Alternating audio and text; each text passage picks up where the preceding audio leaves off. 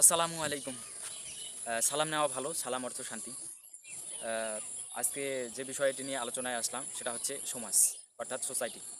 আমাদের এখন বর্তমান সমাজের বিষয়ে আলোচনা করতে এসেছি। কি ভাই সমাজে বসবাস করি, কি সমাজ! যে সমাজে যদি ছোটদের সাথে মেলামেশা করি তাহলে মনে করে যে ছেলেটা ছোট হয়ে যাচ্ছে। আবার বড়দের সাথে মেলামেশা করলে মনে করতেছে ছেলেটা সিয়ানা হয়ে যাচ্ছে।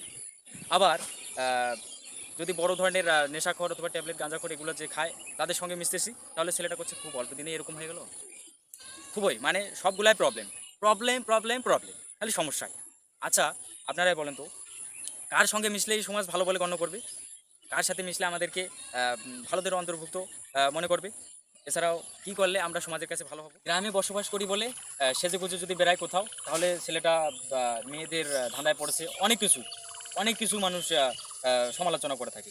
আচ্ছা, আপনারা বলেন, ছেলে বয়সে মেয়েদের ধাঁধা হবে না তো বুড়ো বয়সে হবে? আপনারাই বলেন, what is this society? What is this village? What is the village? What is this family? এগুলো কেমন সমাজ? আর আপনাদের মনোভাবটা কি? অবকাশ থাকা দরকার, স্বাধীনতা থাকা দরকার। আমরা যেভাবে চলাফেরা করি না কেন, কারো দোষ খোঁজা যাবে না। আচ্ছা, আপনাদের কেরিয়ার নিয়ে কি চিন্তাভাবনা নেই? আপনারা কি সবসময় এগুলো নিয়ে চিন্তাভাবনা করেন? ঘরে শুয়ে কিভাবে বালিশে ঘুম পাড়েন? আমি এটাই ভাবি, এটাই ভাবতেছি। কিভাবে আপনাদের ঘুম হয়? এত কিছু চিন্তাভাবনা কিসের? আপনার কেরিয়ার দিকে মনোযোগ দিন।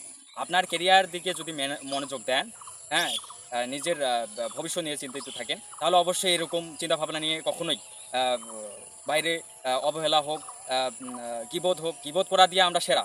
বাঙালিরা গীবত দিয়ে সেরা, এই গীবত করে তো এরকম হয়ে গেছি। আচ্ছা, আমাদের দেশ ছাড়া পৃথিবীতে অনেক দেশ রয়েছে। আগে 195-96টা দেশ ছিল, এখন প্রায় 200-র ঊর্ধ্বে চলে গেছে, অর্থাৎ 240টা এরকম হবে। দেশ হতেই আছে। তা অনেক দেশে আমি লক্ষ্য করেছি, ইউটিউব হোক যে কোনোভাবে আমি জেনেছি যে অনেক দেশের জনগণরা নিজেদের কেরিয়ার নিয়ে সময় পায় না। কেরিয়ার নিয়ে কী করবে, ভবিষ্যৎ নিয়ে কী করবে, এগুলো নিয়ে সময় পায় না। অন্যের গীবত করা তো দূরের কথা। কিন্তু আমাদের দেশের বাঙালিরা এই গীবত নিয়ে পড়ে আছে। তাহলে আমরা কীভাবে এগিয়ে যাব? কীভাবে উন্নতি করব? হ্যাঁ? ফাইজলামের একটা লিমিট আছে। এত ফাইজলামও আনলিমিটেড যাওয়া যাবে না। নিজের কেরিয়ার দিকে বারবার বলতেছি কথাটা, নিজের কেরিয়ারে মনোযোগ দিতে হবে। অন্যের কেরিয়ার নিয়ে তো ভাবা যাবে না। কে কী করতেছে এটা নিয়ে ভাবা যাবে? সবার স্বাধীনতা থাকা দরকার। যদি ভুল করে তাহলে অবশ্যই আপনারা ভুল ধরিয়ে দিবেন। কিন্তু এরা এভাবে যে গীবত করে বেড়াবেন, সমালোচনা করে বেড়াবেন, এটা কিন্তু ঠিক না কখনো। আপনারা বলেন ঠিক? ঠিক না। কন্টেন্ট ক্রিয়েটরদের বিষয়ে এখন আলোচনা নিয়ে আসলাম। আমি কন্টেন্ট ক্রিয়েটর যে ভাইরাল সেরকমও না। আমি যে কন্টেন্ট ক্রিয়েটরে যে এগিয়ে যাব, ভাইরাল হব, এটা বড় বিষয় নয়। আমি সমাজের কাছে আমার আত্মীয়স্বজন থেকে শুরু করে দূর দূরান্তের মানুষরা, যারা আমার ফ্রেন্ড লিস্টে আছে, ফলোইং করেছে আমার পেজে, তাদেরকে জানার মানে তাদেরকে আনন্দ দেওয়ার জন্য এই কন্টেন্ট বানাই। ভাইরাল হতে হবে, এটা বড় বিষয় নয়। তবে এটা বলতে পারেন যে আমি কন্টেন্ট ক্রিয়েটরদের ফ্যান্স। ওদেরকে ভালোবেসে, হ্যাঁ, নিঃস্বার্থভাবে আমি শুটিং করি। ভালো লাগে, মজাদার ভিডিও। তাই বলে মজাদার যারা ভিডিও করে, ফানি ভিডিও যারা করে, তারা কিন্তু পাগল নয়।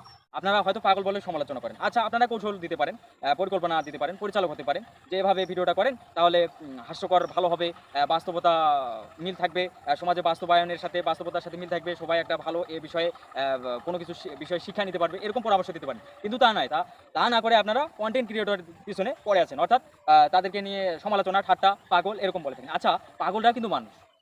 পাগলরা কি মানুষ না? মানুষ। আচ্ছা, কন্টেন্ট ক্রিয়েটররা কিভাবে পাগল? আচ্ছা, দেখবেন এখন দেশে কিন্তু ঘরে ঘরে অলরেডি একটা দুটা হোক পাগল থাকে, গোষ্ঠী হোক যে কোনোভাবে থাকে। তো পাগলদের নিয়ে এরকম এই ঠাট্টা তামাশা তো করা ঠিক না। আপনারা মানুষ হবেন কবে?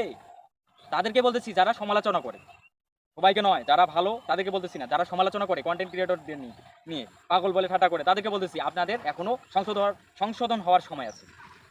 এরকম ফাইজলামো করলে চলবে না। হ্যাঁ, অবশেষে এটাই বলবো যে এরকম করাটা আপনাদের ঠিক না। হ্যাঁ, কালকেই আমাদের ঈদ, কুরবানির ঈদ।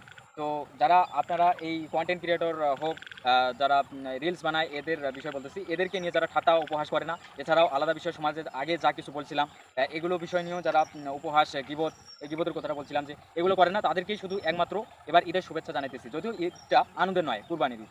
তো সবাইকে জানাই কুরবান বাইরাম মিস। সকলেই ভালো থাকবেন।